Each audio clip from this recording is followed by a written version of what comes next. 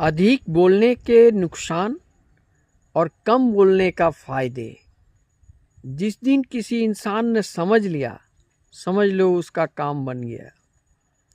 अधिक बोलने वाला व्यक्ति को आजू बाजू वाले लोग क्या समझते हैं जानते हो? मूर्ख समझते हैं। बंदा बहुत बोलता है और यही तुम्हारा विकास का सबसे बड़ा बाधा है। इंटरव्यू देने जाते हो सर्विस के लिए, वहां तुम अधिक बोल दिया तो एग्जामिनर समझ जाता है जिसको कुछ भी नहीं आता है, और तुम्हारा जो रेपुटेशन है, वैल्यू है, वो कम हो जाता है। लेकिन उसी जगह मौन रहना और कम बोलना, लेकिन जो भी कम बोलने वाला व्यक्ति बोलता है ना, बहुत कुछ सोच समझ कर बोलता है, साफ बोलता है, सटीक बोलता है, और उनकी बातों का बहुत महत्व होता है। लोग ध्यान से सुनना पसंद करते हैं और उनकी बातों को बहुत ही सरलता से लोग समझ भी लेते हैं। लेकिन कोई व्यक्ति बहुत ज़्यादा बोलते बोलते निगेटिव पॉजिटिव बहुत सारा बातें बोलते बोलते निकलते चले जाते हैं, लोगों की समझ में ही नहीं आती ये बंदा कहना क्या चाहता है। कभी पॉजिटिव बोलेगा, कभी निगेटिव बोलेगा।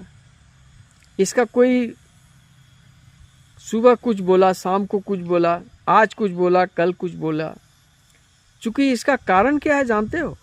उसका मन उसके नियंत्रण में नहीं है, उसके मन में धैर्य नहीं है, आत्मबल नहीं है, मान सम्मान नहीं है, सोच समझ नहीं है, समझदारी नहीं है, इसलिए वो अधिक बोल रहा है। और किसी न किसी उसका मन अशांत है, किसी कोने में वो दुखी है, जो अपने दुख को छुपाने के लिए अधिक बातें करता है। इसलिए अधिक बात करने वाले व्यक्ति से उतना महत्व मत दो, ना ही बुरा मानो। वो मानसिक रूप से एक प्रकार का बीमार भी होता है, ये मनोविज्ञान के अनुसार कहता है। लेकिन जो ज्ञानी होते हैं, शिक्षित से भी बड़ा होता है ज्ञानी, जो ज्ञानी होते हैं ना, वो कम बोलते हैं, लेकिन जो भी बोलते हैं सही बोलते हैं, उन बातों का महत्व होता है। इसलिए इंसान वही ज्ञानी है कि कब, कहाँ और कितना बोलना है, किससे बोलना है। इस बात को जो समझ लिया वही परम ज्ञानी है, और जो नहीं समझा वही मूर्ख है, और मूर्ख का कोई इलाज संसार में नहीं है।